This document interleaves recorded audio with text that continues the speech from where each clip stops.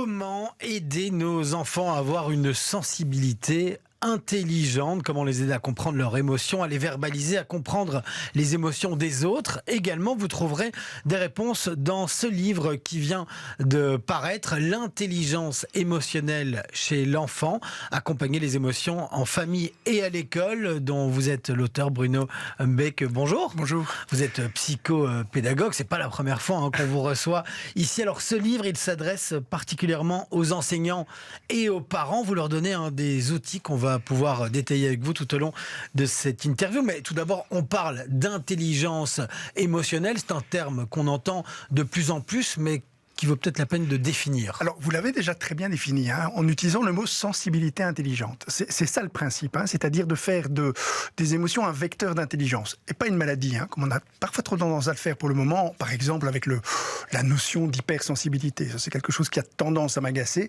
cette tendance à mettre le nom d'une maladie sur ce qui est finalement une façon simplement de recevoir le monde avec intelligence, parce qu'il nous secoue ce monde. Et il est tout à fait normal d'ailleurs que dans un monde compliqué, qui est celui qu'on vit, on constate plus d'émotions, davantage d'émotions. Et l'intelligence, c'est pas de refuser ces émotions. Moi, j'ai beaucoup de mal à entendre que notre génération est une génération qui souffrirait d'anxiété pathologique. Non, ils sont normalement anxieux parce que la société, le monde est anxiogène et qu'ils sont assez intelligents pour se poser les bonnes questions par rapport à ce monde. C'est ça la sensibilité intelligente, c'est-à-dire le fait de vivre des émotions et puis de se dire mais qu'est-ce que je fais avec cette émotion? Comment je la réfléchis? Comment j'en fais quelque chose qui me permet d'obtenir des informations? Si vous n'êtes pas anxieux dans le monde actuel, c'est vous qui avez un problème. C'est pas la personne qui va manifester des formes d'anxiété, parce que celle-là va se poser les bonnes questions. On a affaire, dans la génération actuelle, qu'on appelle la génération de verre, à une génération plus intelligente que la génération qui la précédait, parce que simplement, elle a traversé une pandémie, une guerre à nos portes, l'idée que la Terre manifestait des signes de finitude, il y a de quoi s'inquiéter quand même énormément. Et le sujet d'ailleurs que vous avez traité juste avant, c'est-à-dire l'orientation, c'est pas facile de s'orienter dans un monde dans lequel 80% des métiers n'existent pas encore, vont simplement se mettre en place. Donc l'anxiété, c'est de l'émotion intelligente, c'est de la peur, effectivement, mais qui a été réfléchi. C'est typiquement humain. Nous partageons nos émotions avec l'animal, mais l'être humain est capable de mettre des contenus, parce qu'il a un cortex qui traite ces émotions et qui en fait des sujets d'interrogation, et c'est ce qui le rend intelligent. Voilà, et donc cette intelligence émotionnelle, c'est un concept relativement nouveau. Il faut savoir, vous faites un bref historique dans votre livre. Les émotions, c'était vu de manière péjorative il y a encore peu de temps. Les émotions, dorénavant, elles sont vues de manière plutôt positive, et surtout, elles sont rentrées dans les écoles, dans les familles, d'où des outils qui sont sans doute nécessaires pour les parents. Alors, qui sont indispensables, et les enseignants. Parce que, effectivement, les émotions, on n'est plus coupé en deux. Avant, il y avait l'émotion, la raison, et celui qui était trop émotif, par exemple, les femmes étaient taxées de sensiblerie, comme si c'était une forme de défaillance, alors que c'est simplement une façon de ressentir le monde avec plus d'intensité. Les artistes sont souvent des personnes qui, à l'heure actuelle, auraient été taxés d'hypersensibles. Il s'agit simplement de dire comment est-ce que je vais maîtriser. Et les outils très concrets, parce que je pense que c'est vraiment important qu'il y ait des outils concrets qui puissent dire c'est quoi une émotion, comment ça fonctionne. Pour le dire simplement, lorsque vous recevez une émotion, ça va systématiquement fonctionner dans un cerveau humain comme dans un immeuble à 3 étages. Je reçois l'émotion, joie, tristesse, colère, peur, dégoût. Il n'y en a que 5, peuvent se combiner, mais il n'y en a que 5. Puis mon cortex va se mettre en mouvement, ça va devenir un état d'âme. Et puis cet état d'âme s'installant dans la durée, ça peut produire un sentiment. Ce qui est intéressant, c'est de vraiment expliquer quelle est la différence entre l'émotion et l'état d'âme. Et donc là, il y a des termes qui vont être différents. Vous aviez parlé d'anxiété, donc qui est plus un état d'âme qu'une émotion. Par exemple, donc est-ce qu'il n'y avait pas donc dans les émotions qui sont les émotions basiques, il peut y avoir la colère, et puis en termes d'état d'âme, ça va être d'autres... L'agacement. Et il y a plein d'autres termes. Pour comprendre les 5 émotions, il y a un superbe dessin animé, ça s'appelle Vice Versa, je le conseille systématiquement. Oui. Ça permet de comprendre comment fonctionne le cerveau humain, et puis derrière ça, vous aurez effectivement des états d'âme. Mais la grosse différence, c'est qu'une émotion crée une réaction. Je ne sais pas si vous avez peur des araignées, mais si vous vous mettez à hurler parce que vous avez peur d'une araignée, nous allons chercher après les araignées pour essayer essayer de les évacuer. Donc ça crée une réaction. Si vous me dites « je suis inquiète » parce que la peur des araignées, je me demande ce que ça signifie chez moi, je vais vous dire « asseyez-vous » et on va commencer à discuter en échangeant avec nos cortex. Et si vous me dites « je suis terrorisé par les araignées et ça m'empêche de vivre dans ma maison », je vais vous suggérer une prise en charge. Un sentiment suppose une prise en charge, un état d'âme suppose un échange intellectuel et cognitif. Par contre, une émotion suppose une réaction. C'est pour ça que c'est toujours intéressant, pour les enfants comme pour les adultes, de revenir à l'émotion. Qu'est-ce qui te rend triste? Qu'est-ce qui te fait peur? En sachant une chose essentielle, c'est qu'une émotion, ça ne se conteste pas. C'est aussi un point essentiel du livre, je pense. Donc, par exemple, dire à son enfant « n'aie pas peur », ça ne sert à rien de lui dire ça. S'il ressent le sentiment de peur, l'émotion, elle l'est. Et même pas « n'aie pas aussi peur ». On ne peut la contester ni dans son intensité, ni dans sa légitimité.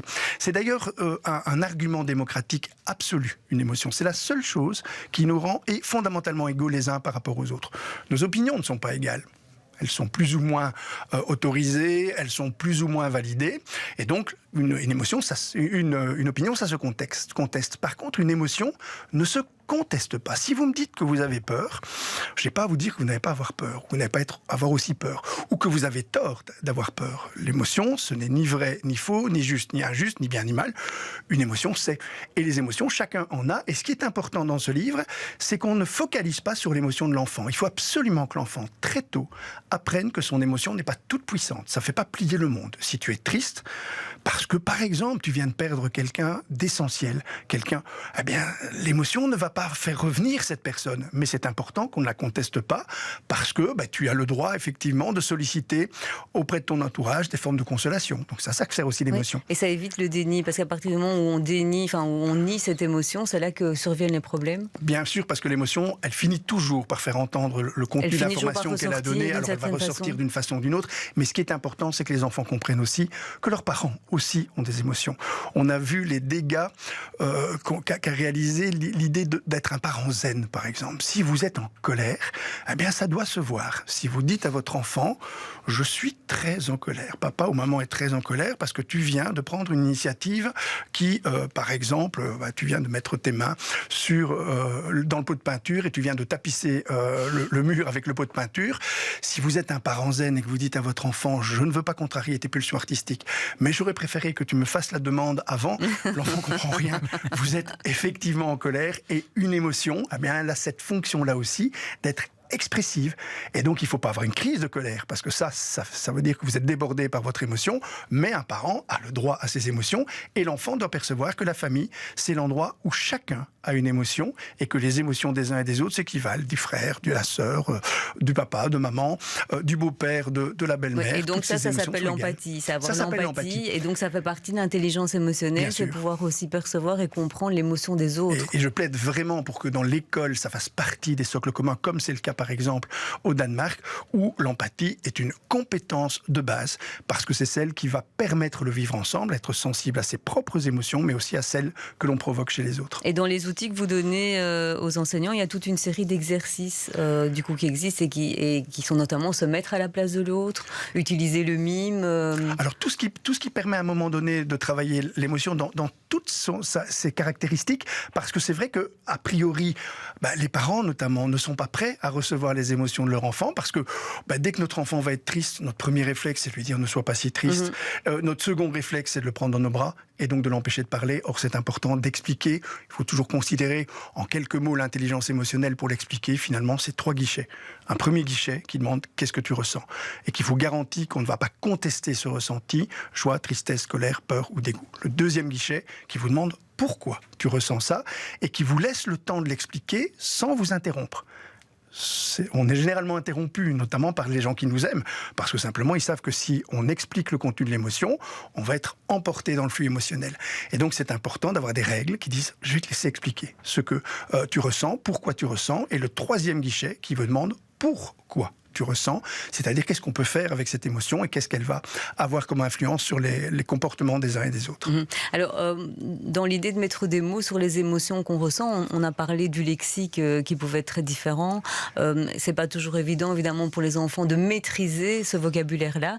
Alors, il y a aussi des outils qui sont plus simples, mais qui sont très utiles. Les émoticônes, il y a la palette de couleurs. Vous pouvez nous expliquer les émotions ont des couleurs. Les émoticônes, par exemple, ce sont des invariants culturels. Quelle que soit votre culture, quel que soit votre âge, vous pouvez avoir 2 ans, vous pouvez avoir 85 ans, ce sont les mêmes émotions, joie, tristesse, colère, peur, dégoût. Pour autant qu'on reste dans les émotions. Je vois parfois des palettes beaucoup trop larges d'émotions qui mêlent des états d'âme avec des émotions. Et là, effectivement, culturellement, on va avoir des différences. Par contre, lorsqu'on reste à l'émotion simple, lorsqu'on reste aux couleurs des émotions, par exemple, la colère, on est rouge de colère. Un enfant perçoit très très vite que le rouge, et notamment le rouge intense, c'est une couleur beaucoup plus colérique que, par exemple, le bleu, qui est beaucoup plus triste. Le blues ne s'est pas appelé blues pour rien.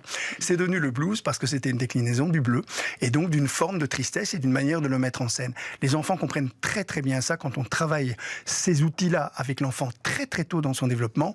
Il arrive à maîtriser ses émotions. Le but, c'est pas, j'aime pas le mot gérer les émotions. J'en parle dans le livre d'ailleurs. Gérer, c'est comme si on avait un investissement et on voulais un retour sur investissement. Mais maîtriser de façon à pouvoir en faire quelque chose qui est utile pour soi et qui est nécessaire pour vivre avec les autres. Moi, je voulais vous demander, quand vous nous disiez que la future génération sera plus intelligente sensiblement que celle qui est là aujourd'hui, si vous êtes certain de cette analyse-là, ou si elle n'est pas à mettre en corrélation aussi avec la génération actuelle, qui est peut-être aujourd'hui de plus en plus à l'écoute aussi des émotions des plus jeunes, si on ne va pas doucement dans le bon sens. Tout à fait raison. Vous avez tout à fait raison. Et d'ailleurs, si vous interrogez un adolescent de 16-17 ans, il va vous parler d'un gamin, pour lui, de 12 ans, comme étant une génération différente. On voit effectivement un changement, mais auquel les générations successives sont peut-être plus attentives que l'étaient les nôtres. Moi, je ne suis pas très fier de ma génération. On l'appelait la bof generation. C'est pas la génération la plus intéressante, mais c'était la génération la plus heureuse. On avait plus de 95% de personnes qui, dans ma génération, se déclaraient très heureuses ou relativement heureuses. On est tombé à 45%. Là, donc, effectivement, cette forme de sensibilité la question, c'est exacerbée. qu'est-ce qu'on en fait, justement, exactement. Ce que vous disiez, et c'est pour ça qu'il faut vraiment agir avec ces émotions pour pouvoir se donner une vision du bonheur différente, qui n'est pas l'intensité du bonheur, mais la sérénité du bonheur ressenti. Et ça passera par l'intelligence émotionnelle. Encore un petit mot rapide pour conclure, parce qu'on parle beaucoup de l'intelligence artificielle qui inquiète beaucoup de monde, même si c'est quelque chose, un outil extrêmement riche également. Mais ce que vous dites, c'est que l'intelligence émotionnelle, elle est inaccessible à l'intelligence artificielle. Vous ne pourrez pas jamais demander reste au moins à un ordinateur de ressentir quelque chose ou de vous faire ressentir quelque chose. Le ChatGPT peut faire tout ce qu'il veut, mais pourra écrire des beaux poèmes, mais jamais faire preuve de poésie. La terre est bleue comme une orange. Pour un logiciel informatique, c'est absolument inconcevable. Et donc, c'est pour ça qu'on aura toujours besoin de cette intelligence émotionnelle et qu'on doit justement la chérir parce que c'est elle qui va nous permettre de faire face à l'intelligence artificielle.